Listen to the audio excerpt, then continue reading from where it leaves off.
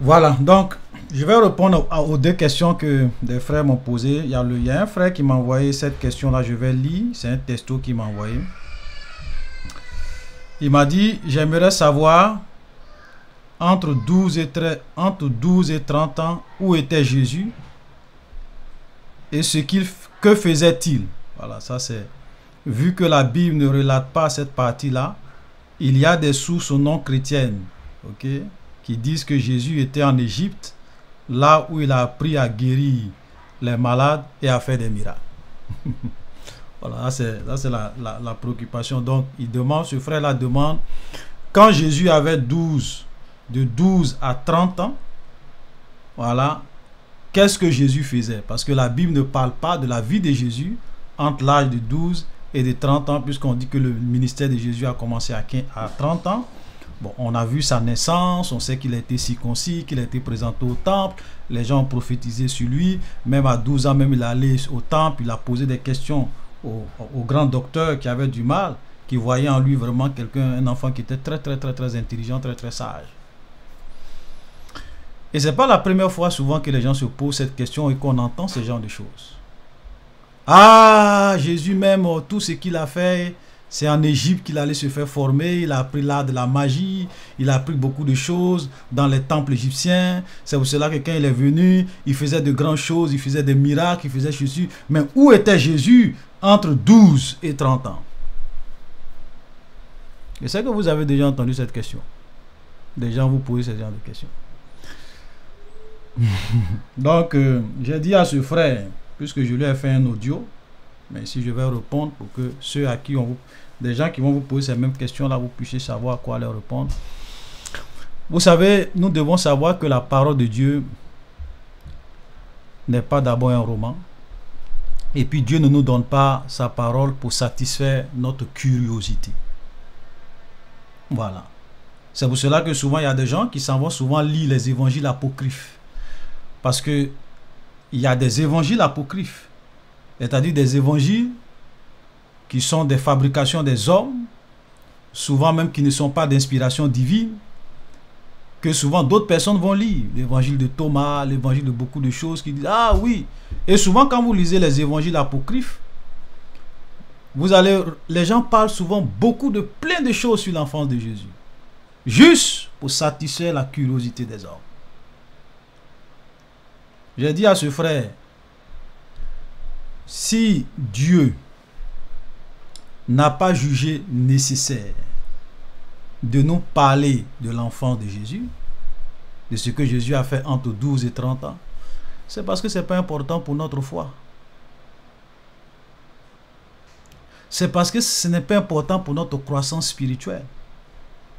C'est parce que ce n'est pas important pour la vie que nous devons mener pour la gloire de Dieu. C'est pour cela que Dieu n'a pas jugé nécessaire. Et j'ai pris un exemple à ce frère. J'ai dit, bon, supposons que la Bible venait dire, bon, tu sais, quand Jésus avait 13 ans, il allait rendre visite à ses cousines. Quand Jésus avait 14 ans, il allait à la pêche. Quand Jésus avait 15 ans, il allait chez des amis, leur rendre visite. Quand Jésus avait 16 ans, voilà, il allait jouer avec les enfants de son âge, il leur parlait. Quand Jésus avait 18 ans, mais nous, on fait quoi avec tout ça là? Tous ces détails-là, en quoi est-ce que ça contribue à la croissance de notre foi? Si ce n'est pas que ça contribue à la satisfaction de notre curiosité. C'est tout. Et comme Dieu ne nous donne pas sa parole pour satisfaire à notre curiosité, il y a des choses qu'il ne va pas dire. Voici la raison. Parce que Jésus est venu, Dieu a voulu qu'on puisse savoir dans quelles circonstances il est né, comment il est né, comment l'ange est venu dire à Marie tout, pour qu'on sache que réellement, ce qui avait été prophétisé, que la Vierge allait tomber enceinte, c'est réellement réalisé. Quand Jésus est né, Hérode voulait le tuer. C'était une prophétie. Quand nous lisons le livre de Matthieu, Rachel pleure ses enfants. Donc, il fallait qu'on raconte tout ça pour montrer que Jésus a accompli toutes ces prophéties de l'Ancien Testament à son égard. Donc tout ce qui est important pour nous, là, Dieu nous donne pour qu'on puisse réellement avoir tous les éléments pour identifier que Jésus était réellement le Messie. Et la mission principale de Jésus, c'était pas de venir savoir comment il dort, comment il se réveille, comment il rend visite à ses amis quand il était enfant, comment il jouait, comment il exerçait son métier de charpentier. C'est pas ça.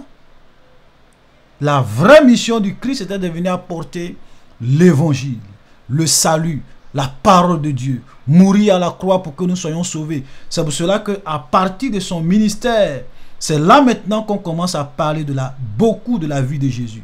Comme il parlait de Dieu, comme il guérissait les malades, comme il opérait les miracles, comme il annonçait la bonne nouvelle, comme il donnait des enseignements. Mais avant ça, il n'avait pas commencé son ministère. Donc si on passait notre temps à relater tous ces détails, ça n'allait pas réellement nous amener, ça n'allait apporter aucun apport à notre foi. C'est pour cela que Dieu ne s'est pas emmerdé pour nous parler de ça. Voici l'une des raisons. Amen. Dieu est trop sérieux. Vous savez, et la Bible même nous dit dans le livre des Jean que Jésus a fait des choses que si on devrait écrire tous les livres du monde, n'allaient même pas contenir ça. Parce que, par exemple, guérir les aveugles. Mais vous pensez que le nombre d'aveugles que Jésus a guéri, c'est ce qui est écrit dans la parole de Dieu? Mais il y a plein d'autres aveugles qu'il a guéris. Mais au lieu de venir répéter toujours les mêmes choses, non, il a guéri tel aveugle, il est allé ici, il a guéri tel aveugle, il est venu ici, il a guéri tel aveugle, il est allé là-bas, il a purifié tel lépreux. Ça leur fait trop de répétitions. Donc Dieu, quand il inspirait ceux qui ont écrit les 4 évangiles, il a voulu qu'ils mettent l'accent sur certains miracles, certains produits, ce qui est important. Et on s'arrête là. On n'a pas besoin de tout citer, de citer tous les miracles que Jésus a fait. Vous comprenez? Voilà. Souvent, comme le frère le dit, qu'est-ce qu'ils disent? Jésus allait en Égypte pour apprendre la magie. Mais allez-y aussi en Égypte pour apprendre la magie. Venez ressusciter les morts, on va voir. Puisque vous dites qu'il allait en Égypte pour apprendre la magie, ok, on ne dit pas le contraire. Si vous dites, mais va aussi en Égypte apprendre la magie, viens ressusciter les morts, viens purifier les lépreux, viens ouvrir les yeux des gens qui sont nés aveugles, on va voir. Faut mourir et reviens à la vie 3 jours après, on va voir ta magie, la magie que Jésus allait apprendre en Égypte là. Va apprendre et viens faire la même chose. La plaisanterie. La distraction. Ouais. La distraction.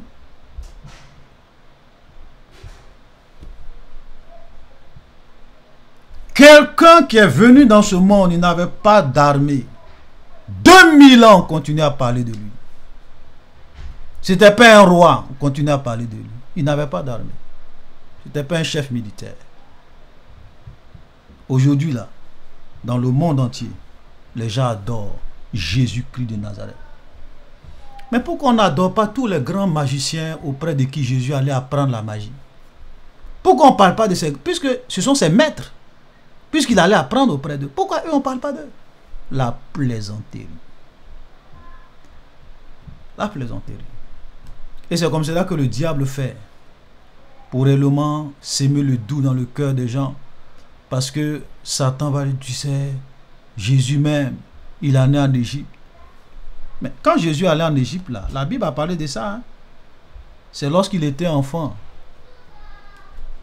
Il n'avait même pas encore commencé son ministère. Il ne savait même pas encore parler. Parce que c'est lorsqu'il était bébé, Hérode cherchait à tuer les enfants de moins de 2 ans. On dit de 2 ans et en dessous. Donc ça veut dire que l'âge de Jésus tournait autour de là. Voilà. 2 ans et en dessous. C'est là que l'ange a dit, il faut prendre l'enfant, va avec lui en Égypte. Et quand ils sont arrivés là-bas, mais arrivé à un moment donné, Hérode est mort, l'ange a dit, retournez. Donc un enfant de 2 ans, ça va apprendre la magie en Égypte. Donc à 2 ans, on peut t'apprendre comment faire la magie. Ah, c'est la distraction. Jésus ils sont allés en Égypte. Il n'a pas grandi en Égypte. Ils sont revenus à Jérusalem. C'est là qu'il a grandi. C'est là qu'il était un charpentier. C'est là qu'il a commencé son ministère. C'est là même qu'à l'âge de 12 ans, il partait même au temple. Il posait des questions aux grands docteurs. Les gens avaient du mal à lui répondre à cause de sa sagesse. Jésus n'est jamais allé en Égypte pour apprendre l'art de la magie. Ce sont des mensonges du diable et des hommes. Voilà. Donc voilà ce que je peux dire par rapport à cette question. Amen. Et la deuxième préoccupation auquel je voulais vraiment répondre rapidement, avant que je laisse la place à nos bien-aimés. Ça, c'est un autre frère qui m'a écrit et qui m'a dit: bonjour frère Olivier, je te sais très chargé avec toute l'œuvre que tu as accomplie, mais permets-moi de t'exposer une incompréhension que j'ai au sujet de 1 Corinthiens, chapitre 14, le verset 22 à 25. En effet, le frère Paul, voilà, il dit que le frère Paul, donc l'apôtre Paul dit que les langues sont un signe non pour les croyants, non pour les croyants, mais pour les non-croyants. Tandis que la prophétie, au contraire, est un signe non pour les non-croyants, mais pour les croyants. Mais dans l'explication au verset 23, 24 et 25, il dit que le non-croyant est convaincu par les prophéties. Peux-tu, je te prie, m'éclairer à ce sujet? Certainement, je comprends mal ces versets. Merci d'avance, le frère Oscar Clotaire de la Côte d'Ivoire. Voilà. Et je lui ai dit, c'est une très belle préoccupation. C'est une très bonne question que tu poses là. Pourquoi? Parce que c'est un test. Souvent, si tu lis que tu ne comprends pas bien, tu vas penser qu'il y a une contradiction. Parce que l'apôtre Paul dit, la prophétie est un signe pour les croyants et non pour les païens, et non pas pour les non-croyants. C'est ce qu'il dit. Et puis plus tard, il dit, mais si quelqu'un prophétise et puis il y a un non-croyant qui arrive, il peut être convaincu par ce qu'il entend, parce que les secrets de son cœur seront exposés par la prophétie qu'on donne. Donc, comment est-ce que on peut dire que la prophétie est un signe pour les non-croyants? Très belle question. Voilà. Je lui ai dit ceci pour qu'il puisse comprendre. La prophétie, en réalité, est un signe pour les croyants. Parce que c'est lorsque, et très souvent, c'est lorsque nous nous rassemblons en tant que chrétiens et que nous venons ensemble pour prier Dieu, pour chercher la face de Dieu, que quelqu'un au milieu de nous, lorsque des chrétiens sont rassemblés, que l'Esprit de Dieu va inspirer un frère ou une sœur. Voilà, je vais même lire un peu. Un frère ou une sœur qui va prophétiser, qui va donner une prophétie. Et c'est quoi l'objectif de la prophétie? On nous dit dans 1 Corinthiens chapitre 14 verset 2, celui qui prophétise au contraire parle aux hommes, les édifie, les exhorte, les console. Donc quand un frère prophétise, Dieu met une parole dans sa bouche pour qu'au travers de la prophétie, ses frères soient réellement consolés. Des gens peuvent venir, ils sont vraiment abattus, découragés. Parole, une prophétie, la personne est encouragée. Quelqu'un peut venir, Dieu au travers d'une prophétie lui donne une exhortation. Au travers d'une prophétie, il est édifié. Peut-être qu'il est venu, il y a des choses, il se posait beaucoup de questions. Quelqu'un prophétise, il est édifié. Mais tout ça, ça se passe dans l'assemblée des saints, lorsque des frères et des sœurs qui sont des chrétiens, qui sont des enfants de Dieu se réunissent, Dieu leur parle pour les consoler, pour les exhorter, pour les édifier. Ça, c'est le rôle de la prophétie. Tu ne vas pas voir quelqu'un qui se promène dans la rue et puis il prophétise. Ah, ainsi parle l'Éternel. Il rencontre un païen. Toi, ainsi. Vous n'allez pas voir ça. Ou bien tu racontes quelqu'un, bon, comme les gens aiment le faire, voilà, tu vas mourir demain, on va te regarder comme ça, mais c'est un fou, hein. On va appeler les gens, ils vont venir te prendre pour t'envoyer dans un centre de psychiatrie, parce que tu commences à être fou, tu commences à délirer. Oui. Tout le monde va te regarder comme ça, on dit, mais lui, il est fou, hein. Ouais. C'est pour cela que souvent, il y a beaucoup de confusion dans certains...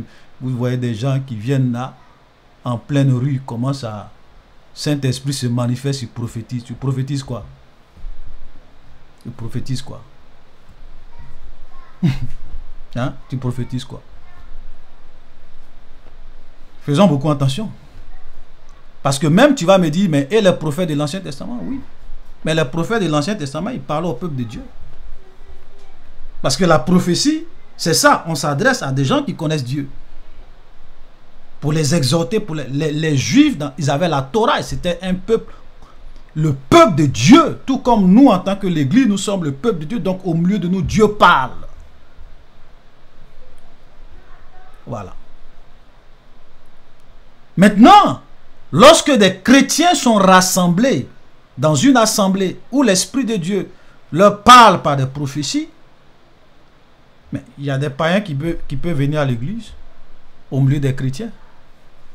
Il y a un païen qui peut se lever et dire, bon, peut-être même que le Saint-Esprit va le toucher pour lui dire, il ne sait pas, il dit, bon, moi-même je ne sais pas, je me suis réveillé ce matin, quelque chose m'a dit, oh, faut aller aujourd'hui à l'église, tu vas voir ce qu'ils font. L'Esprit de Dieu est en train de l'attirer comme ça. Parce que Dieu veut le sauver. Ou bien il est en train de passer quelque chose, lui dit, rentre dans cette église-là. Et puis lui-même, il dit, bon, les chrétiens là, ils sont tout le temps là. Moi, mais je vais aller voir ce qu'ils font dans leur bâtiment. Et puis il rentre. Et quand il rentre, il se retrouve au milieu des chrétiens. Dans l'assemblée des saints. Et poussé par l'Esprit de Dieu, quelqu'un se lève. Et lui donne une prophétie. Waouh! Et il est étonné. Il vient à l'église pour la première fois. Il n'est pas chrétien. C'est un païen. Mais comme il est dans l'assemblée des saints, l'assemblée des chrétiens où Dieu parle à son peuple pour les édifier, pour les consoler, parce que la prophétie c'est un signe pour les croyants. Dieu parle à son peuple par des prophéties pour les consoler, pour les exhorter, pour les édifier. Et comme de façon exceptionnelle aujourd'hui, il y a un non-croyant qui est venu, Dieu veut le sauver et il pousse l'un de ses enfants à prophétiser, à dire des choses que personne ne sait. Il dit, mais moi je ne suis jamais venu dans cette église, personne ne me connaît. Et il y a une parole de prophétie qui se lève pour dire, tu es dans cette salle. Tu es sur le point d'aller te suicider parce que tu es déçu de la vie. Tu as pris cette décision hier et tu as dit qu'aujourd'hui, je vais en finir avec ma vie parce que je n'en peux plus. Dieu te dit arrête et viens à lui. Il est la solution à ton problème. Le gars il est étonné. What is this? Mais comment quelqu'un... Mais c'est de moi qu'il parle. Mais comment il sait que moi j'allais me suicider? Comment il sait que j'étais sur le point aujourd'hui d'en finir avec ma vie? Et il dit vraiment, Dieu est là. Seigneur, vraiment, je sais que tu existes. Et il se convertit. C'est de ça que Paul parle. Ça, c'est un exemple que je prends. Ce dont Paul parle, quand il dit qu'un non-croyant, parce que quand un non-croyant vient au milieu de nous, de vous, par la prophétie, il peut réellement être touché parce que les secrets de son cœur, quelque chose que personne ne sait, parce que quelqu'un qui se suicide là, il ne va pas dire à quelqu'un qui s'en va se suicider, hein. Il planifie tout ça dans son cœur, il met tout son programme et de manière extraordinaire, il se lève tellement qu'il est découragé. Peut-être même qu'il est en train de partir pour aller se faire suicider, pour aller se suicider. Et puis l'Esprit de Dieu le convainc, dit bon, avant d'aller, c'est vrai que toi-même tu sais que tu es déjà mort. Aujourd'hui là c'est fini. Mais bon, faut aller t'asseoir un peu dans leur église là. tu vas écouter ce qu'ils vont dire avant que tu ailles te suicider. Et puis il dit, ok, je n'ai rien à perdre de toute façon. Et puis il vient s'asseoir. Et une prophétie touchée. Ce sont de ce genre de cas-là que l'apôtre parle. Mais l'objectif premier d'une prophétie dans l'église, c'est d'abord adressé aux chrétiens pour les consoler, pour les exhorter, pour les trucs. Voilà. Voilà. Donc quand Paul explique, il explique certains cas qui peuvent arriver. Donc il n'y a pas de contradiction. Alléluia. Voilà. Donc voilà ce que je voulais vraiment expliquer pour qu'on puisse vraiment bien se comprendre. Voilà. Donc on va passer, on va laisser nos frères. Le frère, on va commencer par le frère Manuel. Voilà. Donc tu vas ouvrir ton truc et poser ta question.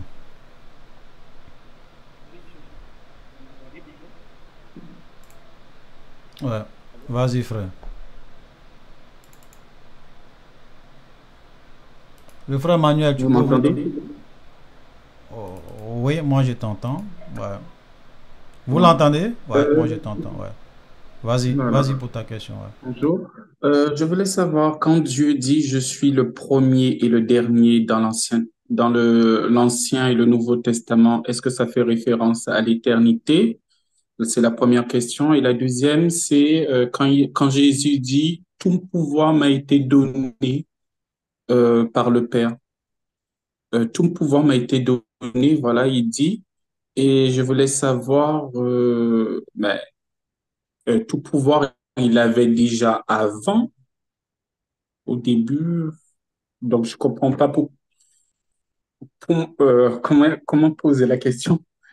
Euh, il dit tout pouvoir m'a été donné. Je comprends pas parce que normalement, il existe depuis l'éternité. Voilà. Enfin, il a ni commencement ni fin au début. Voilà. Ok, d'accord. C'est une très belle question. Il dit quand Jésus dit qu'il est le premier et le dernier, qu'il est le commencement, qu'il est la fin, il ajoute aussi qu'il est l'alpha et qu'il est l'oméga. Oui. Voilà. Donc ça veut dire quoi? Être le premier et le dernier. Être le commencement et la fin. Ici, Jésus n'est pas en train de dire qu'il a un commencement. Il n'a pas dit j'ai un commencement. Il dit je suis le commencement. Ça veut dire que toute chose a commencé par moi. Tout ce qui existe, tout ce qui a été créé, je suis le commencement de toutes ces choses. Ça veut dire que sans moi, ces choses n'allaient pas exister.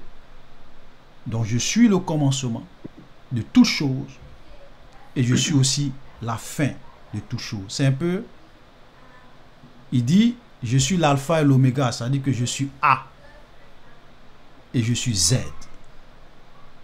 L'alphabet commence par A, ça se termine par Z. Donc quand quelqu'un dit je suis A et je suis Z, ça veut dire quoi?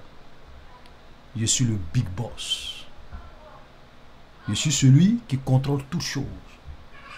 Je suis celui qui est la source de toutes choses.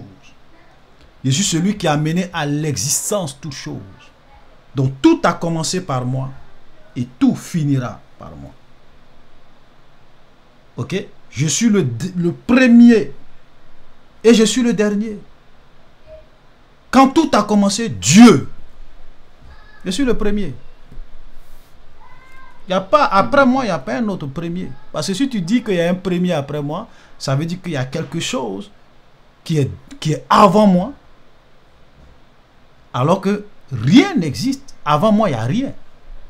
Je suis moi-même le commencement de toutes choses. Et je suis aussi la fin.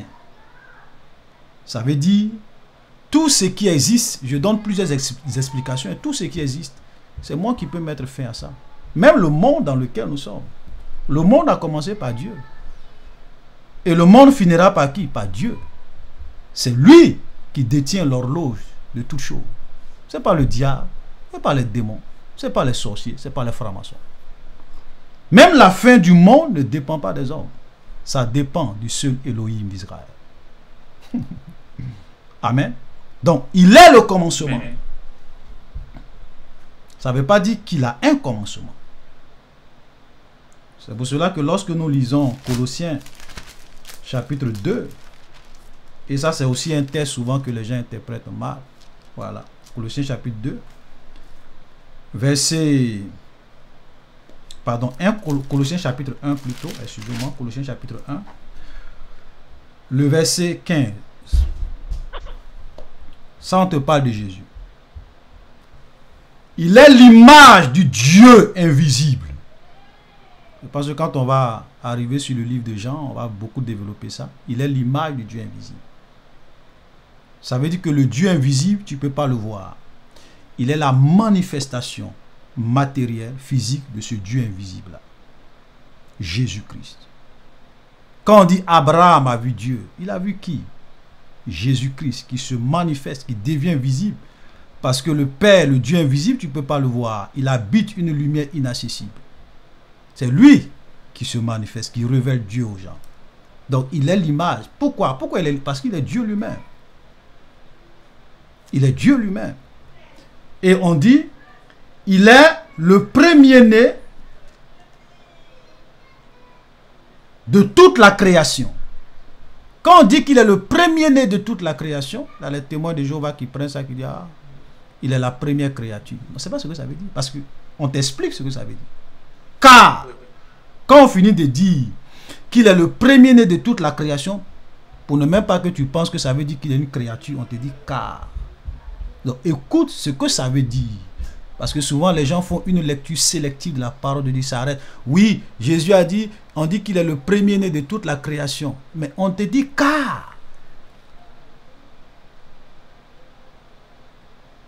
Donc écoute ce que ça veut dire. C'est vrai que dans beaucoup de vidéos j'ai expliqué, mais écoute ce que ça veut dire dans le texte, parce que je n'ai pas envie de faire trop de développement. Car en lui, il est le premier-né de toute la création, car en lui ont été créées toutes les choses qui sont dans les cieux, sur la terre, les visibles, les invisibles, trône, dignité, domination, autorité. Tout a été créé par lui et tout a été créé pour lui. Pour te dire qu'il n'est pas une créature. Il est le premier-né de toute la création parce que toute la création a commencé par lui. Au commencement, Dieu créa les cieux et la terre. Il est le premier de toute la création parce que c'est lui qui a créé toutes choses. Et on te dit tout a été créé par lui. Et tout a été créé pour lui. Dieu ne va jamais créer quoi que ce soit. Tu es en train de me dire que Dieu a créé les cieux, les anges, la terre pour une créature? Bon. Donc Dieu a créé tout pour une créature. Tout a été créé pour Dieu. Tout a été créé par Dieu pour sa gloire. Même quand Dieu crée l'homme, ce n'est pas pour faire plaisir à l'homme. C'est pour se faire plaisir. C'est pour lui. C'est pas. Tout ce que Dieu fait, c'est pour sa gloire. C'est pas pour te faire plaisir. Il y a des gens qui disent, ah oui, Dieu nous a créés parce qu'il avait besoin d'être aimé. Trash. Dieu nous a créés parce qu'il avait besoin d'être adoré. Trash. Dieu n'a pas de besoin. Dieu, il n'a pas de besoin. Il n'a pas besoin de toi pour l'adorer. Il n'a pas besoin de toi pour le glorifier. Il n'a pas besoin de toi pour manifester sa... Il n'a pas besoin de toi, ni aujourd'hui ni demain. Il se suffit à lui-même. Il est tout suffisant parce que c'est un être parfait. Un être parfait n'a pas de besoin en dehors de lui-même. Sinon, il n'est plus parfait. Dieu ne dépend pas de quoi que ce soit en dehors de lui-même. Dieu ne dépend pas de ses créatures. Dieu ne dépend pas de tout ce qu'il a créé. Il se suffit lui-même. Il n'a pas de besoin. Donc, tout ce qu'il fait, c'est pour sa gloire. Tout a été créé par lui et tout a été créé pour lui. Tu vois? Donc, il n'est pas une créature. Il n'a pas de commencement. Et on te dit, ok, il est avant toute chose. Donc, il est avant toute chose. Tout toute chose créée, il est avant. Donc lui-même, il ne peut pas être une chose créée, ou bien même un être créé. Non, parce qu'il est avant toute chose, et toutes choses ont été créées. Il est avant toute chose, et toute chose subsiste en lui. Ça veut dire quoi? Que si tu enlèves Dieu dans le monde, dans la création, quel mot je vais utiliser? Le monde s'écroule. Ça veut dire que le monde va disparaître. Parce que c'est lui qui, par sa puissance et par sa gloire, maintient toutes choses. Souvent les gens sont là, oui, la terre est une boule dans l'espace. Mais qui a établi cette loi et qui fait que la terre est une boule dans l'espace et qui tourne autour du soleil 24 heures sur 24? Comment tu expliques ça? Tu dis non, c'est la loi, ce sont les lois naturelles. C'est lui qui fait, parce que toute chose subsiste en lui. Toute chose est maintenue dans l'ordre par lui. C'est lui qui soutient toute chose. L'univers est christocentrique. Ça veut dire que sans Christ, le monde n'existe pas. Le monde ne peut pas subsister. Ouais. Dieu remplit les cieux, il remplit la terre. Il est le maître de la matrice. Alléluia. Et ce qui me plaît un peu, c'est que lorsqu'on continue, on dit, il est la tête du corps de l'église, il est le commencement, le premier-né d'entre les morts, et on te dit, afin d'être en tout quoi? Afin d'être en tout le premier. Il doit être en tout le premier. Parce qu'il est le premier. Voilà ce que ça veut dire. Donc, il est le premier, il est le dernier. Ça veut dire qu'il est le début.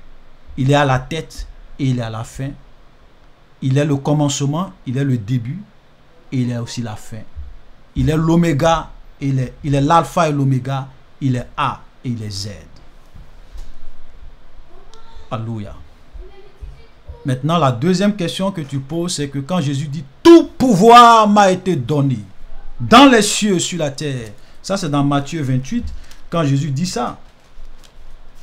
Et souvent les gens prennent ça, ils disent « Ah oui, mais Jésus a dit tout pouvoir ». Ça veut dire qu'avant, il n'avait pas tout pouvoir. Voilà. Matthieu 28, le verset 18, Jésus s'étant approché leur parlant ainsi, « Tout pouvoir m'a été donné dans le ciel et sur la terre. Allez faire de toutes les nations des disciples, les baptisant au nom du Père, du Fils et du Saint-Esprit. » Non, Jésus dit tout pouvoir m'a été donné.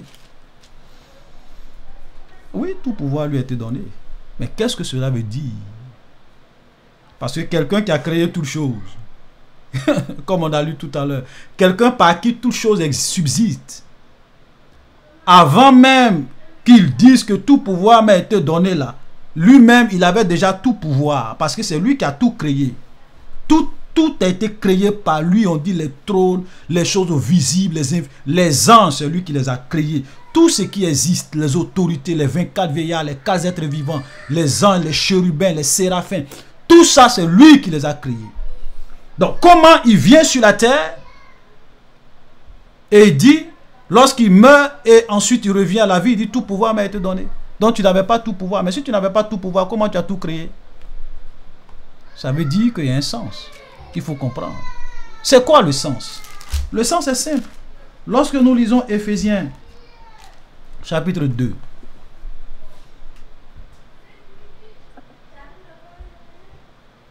Éphésiens chapitre 2, à partir du verset 5. Regardez ce que Jésus dit. Éphésiens chapitre 2, verset 5. Ce que la Bible nous dit. Ayez en vous les sentiments qui étaient en Christ. Mais quels sentiments étaient en Christ? Sentiments d'humilité. Parce qu'on va l'expliquer. Ayez en vous les sentiments qui étaient en Christ, lequel, existant en forme de Dieu, Frère Olivier, est-ce que c'est Éphésiens chapitre 2? Oh, oh là là, merci beaucoup. Ça veut dire que toi, tu suis en classe. Toi, tu suis en classe. Il y a beaucoup qui ne suivent pas en classe. Oui, oui, parce que la soeur Gladys même, elle ne suit pas en classe. Parce qu'elle ne m'a pas dit. Ce que tu dis là, ce n'est pas ce qui est écrit. Le frère aussi qui a posé la question ne suit pas en classe.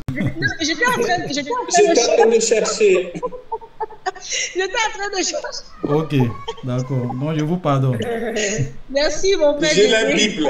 Voilà, ok. Philippiens, chapitre 2. Voilà. Philippiens, chapitre 2. Le verset 5. Et puis souvent, même quand je prêche là, je me trompe souvent de référence, c'est comme ça. Parce que souvent, quand je réécoute les vidéos, je dis souvent, peut-être que je peux souvent dire le chapitre 15, alors que je veux parler du chapitre 6. Donc, si tu ne suis pas, tu vas aller voir le chapitre 5, si tu n'as pas, et puis tu vas te perdre. Voilà. Vous savez, c'est souvent tellement difficile parce que je n'ai pas le temps de vraiment... voilà. Éphésiens chapitre 2. Pardon, Philippiens. Voilà, Philippiens chapitre 2, pardon. Philippiens chapitre 2. Voilà. Philippiens chapitre 2, à partir du verset 5. Ayez en vous les sentiments qui étaient en Christ. Ayez en vous les sentiments qui étaient en Christ, lequel, existant en forme de Dieu, n'a point regardé comme une proie arrachée d'être égal avec Dieu. Ça veut dire quoi? Jésus-Christ de Nazareth était égal avec Dieu. En un mot, il était Dieu. Il était Dieu. Parce que être égal avec Dieu, c'est être Dieu. Il était Dieu. Et même étant dans ce monde, la Bible dit que habitait en lui corporellement, je crois que c'est Philippiens chapitre 2 verset 9, habitait en lui corporellement toute la plénitude de la divinité. Dans Colossiens. Voilà, Colossiens chapitre 2 verset 9. Dans Colossiens chapitre 2 verset 9, on dit, car en lui habitait corporellement. Ça veut dire que même lorsque Jésus était homme, il a pris la nature humaine, il est venu dans ce corps. Mais il ne faut pas penser qu'il n'est pas Dieu dans un corps. Non, il est Dieu dans un corps parce que en lui habitait corporellement toute la plénitude de la divinité. Quelqu'un qui a toute la plénitude de la divinité, il est Dieu lui-même. Tu ne peux pas avoir toute la plénitude de la divinité en toi corporellement si tu n'es pas Dieu. Comment tu fais ça? Toi, ton petit corps là, tu peux contenir Dieu, toute la plénitude de Dieu? C'est pas possible. Il était Dieu, il était égal avec Dieu. Ok? Mais regardez ce qu'il va faire. Pourquoi il dit que tout pouvoir lui a été donné? Regardez ce qu'il va faire. Je retrouve mon texte, Philippiens chapitre 2. Mais lequel existant en forme de Dieu n'a point regardé comme une proie arrachée d'être égal avec Dieu, mais s'est dépouillé lui-même. Donc il s'est dépouillé. Prenant une forme de serviteur, ayant paru comme un simple homme, il s'est humilié, se rendant obéissant jusqu'à la mort, même jusqu'à la mort de la croix. C'est-à-dire que il est Dieu. En lui habite corporellement tout. Mais quand il vient dans ce monde, il se dépouille. Il se dépouille. Amen. Il se dépouille. Il va fermer le micro. Oh bon. Un instant. Voilà. Il se dépouille. Est-ce que tu es sûr que si Jésus ne s'était pas dépouillé, ou bien s'il ne s'était pas voilé, ou bien s'il n'avait pas réellement, s'il était réellement apparu dans toute sa gloire, sa puissance, sa force, qui pouvait le regarder? Tu peux t'approcher de lui? Même après sa résurrection, Jean le voit sur l'île de Patmos. Il montre, il se révèle un peu, il montre une dimension de sa gloire. Jean dit son visage est comme le soleil, je ne peux pas regarder. Mais ce n'est pas le même Jésus que tu voyais sur la terre. Mais parce que lorsqu'il est venu la première fois, il a voilé beaucoup de choses. Il s'est dépouillé de beaucoup de choses. Sinon, tu ne peux pas. Jean le voit, il tombe. Mais pourquoi Jean, tu tombes? Il dit non. J'ai vu quelqu'un dont les yeux sont comme une flamme de feu, dont le visage est comme le soleil lorsqu'il brille dans toute sa force. Sa voix était comme le bruit des grandes eaux. Terrifiant. Quand il parle, tu vois que la nature vibre. C'est Elohim qui parle. Mais quand il est venu dans ce monde, on le voit, il parle comme un simple homme. Il se promène, on le gifle même, on l'attrape même. On s'amuse avec lui. On le traite de Belzébul. Oui. Il ne parle pas. Parce qu'il s'est dépouillé de sa gloire, de beaucoup de choses. Il s'est voilé. Il s'est limité. Tu vois, Dieu s'est limité. Quand il vient dans un corps, il se limite dans beaucoup de domaines. C'est pour cela qu'il pouvait dormir. Est-ce que Dieu dort? Même Dieu dans un corps, est-ce qu'il peut dormir?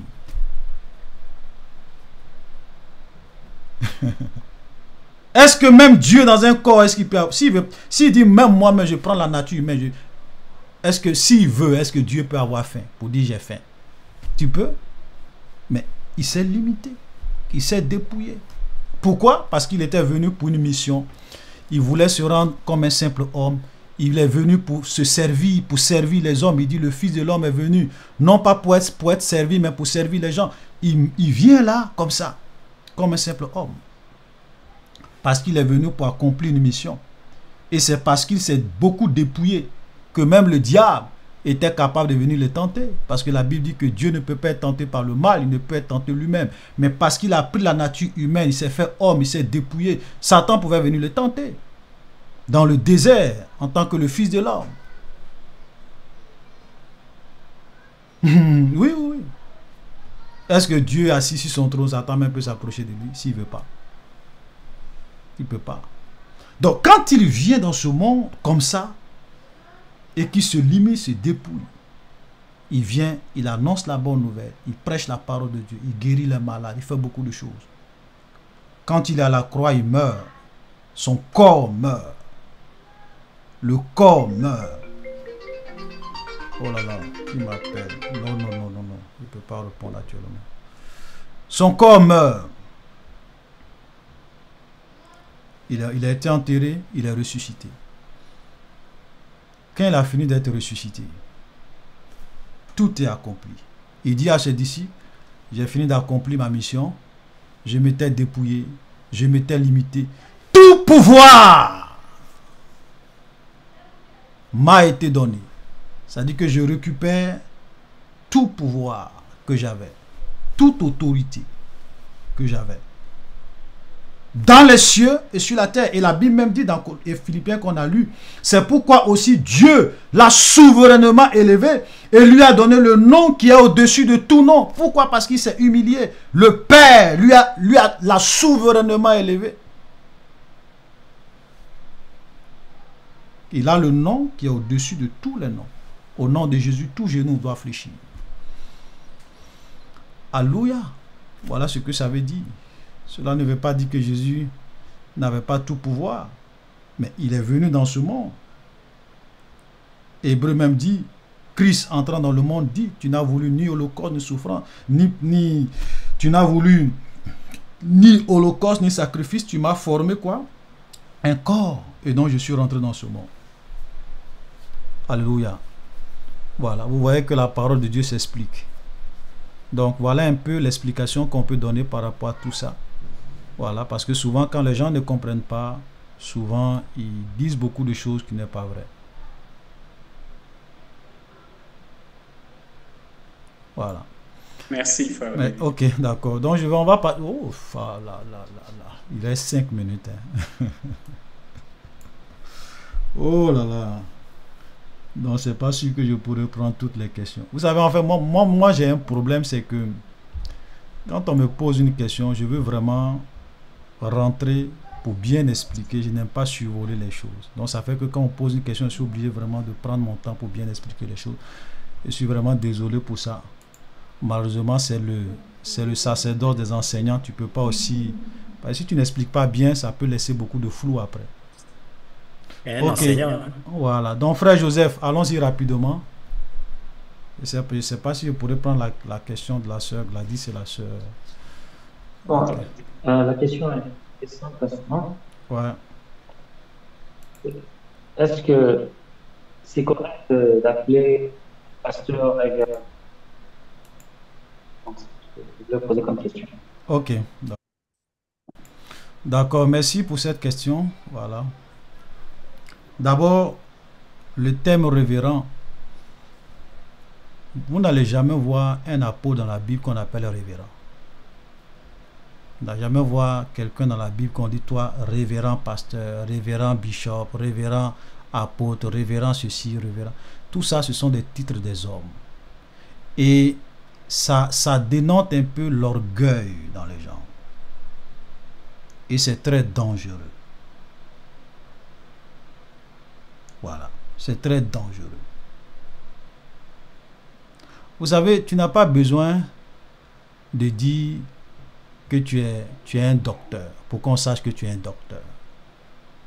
Tu n'as pas besoin même de dire tu es un apôtre pour qu'on sache que tu es... Moi, souvent, quand je vois les gens qui aiment docteur, apôtre, bon, on peut le dire, c'est pas grave, même l'apôtre Paul dit qu'il est apôtre. Mais souvent, même quand les apôtres le disaient, ce n'était pas dans un but de mettre en avant leur titre.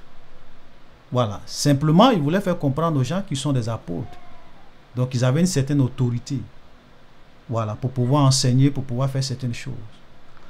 Mais aujourd'hui, ça part dans tous les sens. On se donne des titres même qui n'existent pas dans la Bible. Révérend, ça sort d'où ça? Et Jésus était clair, il a dit, n'appelez personne votre Père. Un seul est votre Père. N'appelez personne directeur. N'appelez personne votre maître. Un seul est votre maître. Vous êtes tous des frères. C'est pour cela que appelez-moi frère Olivier. Vos histoires de docteur, pasteur, laissez-moi là où je suis. Je suis le frère Olivier. Voilà. Moi, j'ai jamais dit à quelqu'un je suis docteur. J'ai jamais dit à quelqu'un je suis prophète. J'ai jamais dit à quelqu'un je suis apôtre.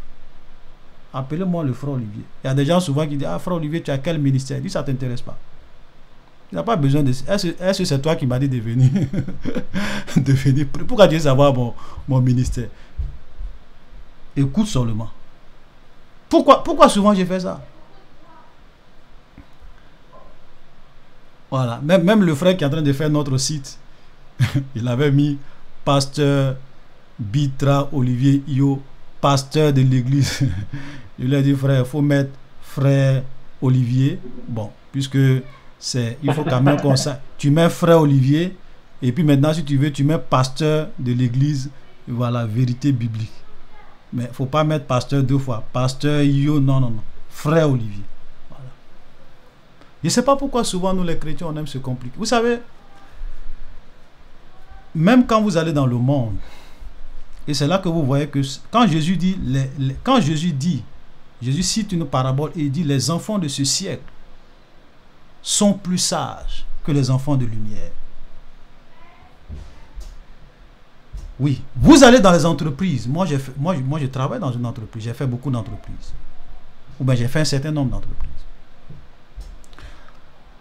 Il y a des entreprises où même le directeur de l'entreprise, il dit, faut pas ne l'appelez pas directeur. Il dit, appelle-moi par mon prénom. Peut-être s'il s'appelle, je sais pas, Christophe. Il dit, oui, tu m'appelles Christophe. Ou bien tu m'appelles Landry. Est-ce que tu as besoin de dire, directeur Christophe, directeur Landry? Non, pourquoi ils le font? Parce qu'ils disent qu'ils ne veulent pas créer des barrières. Mais quand vous êtes dans une réunion, que vous êtes en train de discuter, vous savez que c'est lui le directeur. Il n'a pas besoin de mettre devant son titre de directeur pour qu'il dise qu'il est... Mais tout le monde sait que c'est lui le directeur. Mais on l'appelle par son prénom. Des gens qui ne sont pas chrétiens. Ils nous donnent des leçons d'humilité, de simplicité. Mais vous arrivez dans le milieu chrétien, des gens orgueilleux. Il y a des gens, hein, si tu ne les appelles pas papa dans leur église, c'est un manque de respect. Mais est-ce que toi tu es mon papa? C'est toi qui m'as mis au monde. Pourquoi je vais t'appeler papa? Oui, maman pasteur, si tu ne l'appelles pas maman pasteur, elle se sent blessée, tu l'as rabaissée. C'est toi qui m'as mis au monde, c'est toi qui es ma maman. C'est toi qui m'as mis... Moi, si j'appelle quelqu'un maman, c'est vraiment parce que c'est parce qu'elle a peut-être l'âge de ma mère. Et comme chez nous les Africains, on a ce respect-là, je peux appeler quelqu'un maman parce qu'elle a l'âge de ma mère ou bien parce qu'elle a des enfants. Oui, je peux t'appeler maman, dans ce sens. Si je t'appelle papa, c'est peut-être parce que tu es un vieillard ou bien peut-être tu as l'âge de mon père. Par respect. Je ne vais jamais appeler quelqu'un qui est promotionné à moi papa. Pourquoi il t'appelle papa? Toi, tu as, je sais pas, tu as 40 ans. Moi, j'ai peut-être, je sais pas, je ne dis pas mon âge. Et puis tu veux que moi je t'appelle, comme on appelle papa. Tu es un plaisantin. Je ne vais jamais le faire. À la rigueur, je peux t'appeler pasteur. Voilà, je peux t'appeler pasteur tant... Bon, oui, tu es le pasteur. De toi, tu es pasteur. Non, il peut t'appeler pasteur à la rigueur. Voilà. Mais je ne vais jamais t'appeler papa. Je ne vais jamais appeler la femme d'un pasteur qui n'a même pas l'âge de ma maman. Maman, pourquoi il t'appelle maman? Bon, ou bien peut-être, comme je le dis, si je t'appelle maman, c'est parce que tu as des enfants, oui. Tu es une maman, oui. Dans ce sens-là, oui. Les gens sont dans l'idolâtrie aujourd'hui dans l'église. Ils sont dans le culte de la personnalité dans l'église. Orgueilleux jusqu'aux dents. Je ne sais pas comment je vais dire ça. Orgueilleux. Souvent même quand tu les vois, même l'orgueil même est sur eux partout. Et il se dit serviteur de Dieu. Jésus lui-même qui est Dieu là, on dit il s'est humilié. Il s'est dépouillé. Et à cause de son humilité, Dieu l'a souverainement élevé. Dieu est clair. Celui qui se lève sera abaissé. Et celui qui s'abaisse sera élevé. Ne soyez pas impressionnés par tous ces titres. Moi, je ne vais jamais appeler quelqu'un révérend pasteur. Jamais. Je ne vais jamais t'appeler révérend. Dieu seul est digne d'être révéré. Alléluia. C'est Dieu qui est mon révérend. C'est Dieu qui est mon maître. C'est Jésus qui est mon papa, qui est mon père. C'est lui qui est mon guide, mon berger, mon maître. Je m'incline devant sa majesté. Parce que je ne suis rien. Je ne suis qu'un serviteur inutile. Alléluia. Voilà. Donc, frère, révérence n'est pas de Dieu. Ça n'existe pas dans la Bible. C'est la distraction. Et n'appelez jamais quelqu'un révérend. Jamais. S'il veut qu'il vous dise ce qu'il veut. Moi, je ne vais jamais appeler quelqu'un révérend. Pourquoi je vais t'appeler révérend? Je n'ai même pas fini d'adorer Dieu, de glorifier Dieu. C'est toi qui es venu révérer, bien révérend. Si tu ne veux pas qu'on t'appelle par ton titre, bon, au moins je peux te dire tu es pasteur, je peux te dire apôtre, je peux te dire oui, si tu l'es. Voilà. Maintenant, moi je t'appelle frère, si tu veux. Voilà. Moi, il n'y a pas de plus grande joie que d'être appelé frère et soeur. Voilà, tu es le frère de Jésus. Même là, la Bible dit, pourquoi on dit que nous sommes cohéritiers avec Christ? Parce que Jésus-Christ en tant qu'homme, il est notre grand frère. On dit, nous sommes héritiers de Dieu, co-héritiers avec Christ. Pourquoi co-héritiers? Parce que Christ est notre frère. Alléluia.